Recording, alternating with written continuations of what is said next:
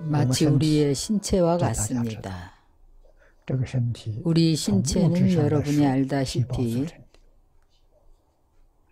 이 신체는 물질적으로 세포로 이루어져 있습니다.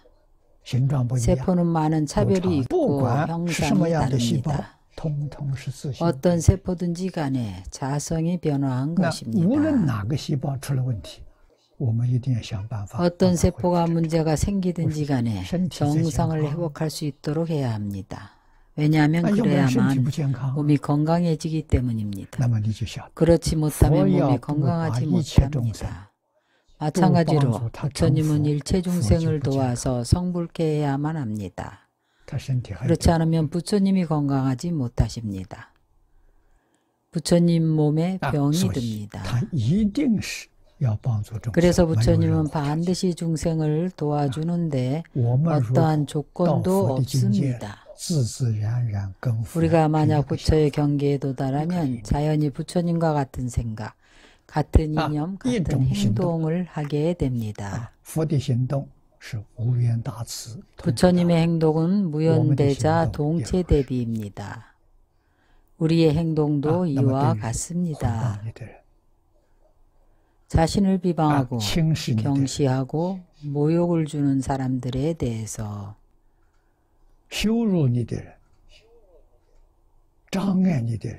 자신을 장애하고 모함하는 사람들에 대해서 심지어는 가리왕과 같이 몸을 토막내는 그러한 억울한 일을 당하더라도 인육선인은 그에게 어떻게 했습니까? 무연대자 동체대비입니다. 손톱만큼도 원망하는 마음이 없었습니다. 절대 보복하고자 하는 마음이 없고 오히려 도와줍니다.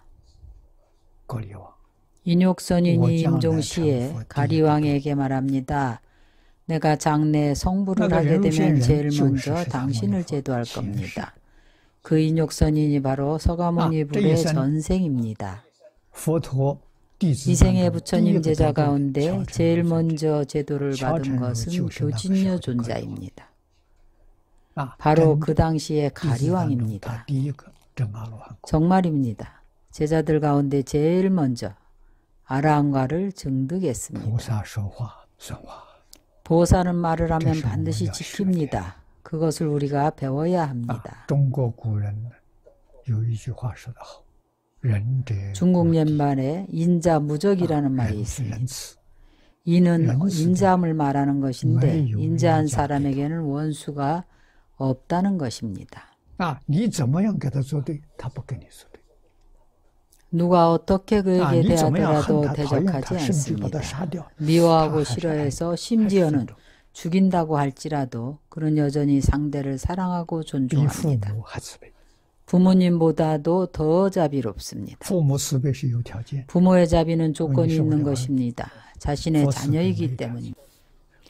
부처님의 자비는 조건이 없습니다. 나와 하나의 체입니다. 어떤 조건보다도 훨씬 더 높습니다. 불교를 배우면서도 깨닫지 못하고 도량을 키우지 못한다면 정말로 헛수고한 것입니다. 어떻게 성취를 하겠습니까? 어떻게 자신을 발전시키겠습니까? 그래서 공부 깨어나가 하나의 체임을 확신해야 합니다. 우리가 일생 동안 알게 모르게 얼마나 많은 지옥의 업을 지었는지 모릅니다. 임종할 때가 되어 염라대왕과 만날 때에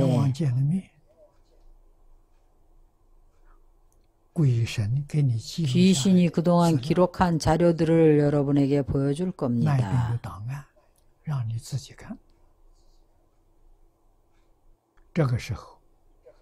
이때가 되면 후회와 두려움이 엄습을 합니다. 받아들이지 않을 수가 없습니다. 모든 지옥고의 과보가 전부 다 자신의 업력으로 나타나는 것입니다.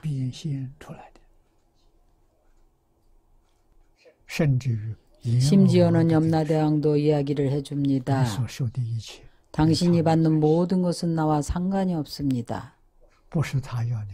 내가 당신에게 받게 하는 것이 아닙니다. 엄라대왕은 아주 자애로운 분입니다. 여러분이 고통받고 죄를 받는 것을 보기 원치를 않습니다. 그러나 그것은 자신의 업력으로 나타나는 것입니다. 마치 자신이 악몽을 꾸는 것과 같습니다. 악몽을 꾸고는 놀라서 땀 범벅이 되어서 깨어나면 결국은 자기가 짓고 자기가 받는 것입니다. 아무도 당신 꿈속에 들어가지 않았습니다. 꿈속에 들어가서 형벌을 준다는 것은 불가능한 일입니다. 이것이 바로 경전에서 말씀하신 일제법이 마음에서 생겨난 것입니다. 육도윤회도 마음에서 생겨난 것이고 아비지옥도 마음에서 생겨난 것입니다. 축생아기가 모두 다 마음에서 생겨나는 것입니다. 우리가 어떤 마음인가에 따라 바로 그 세계로 들어가게 되는 것입니다.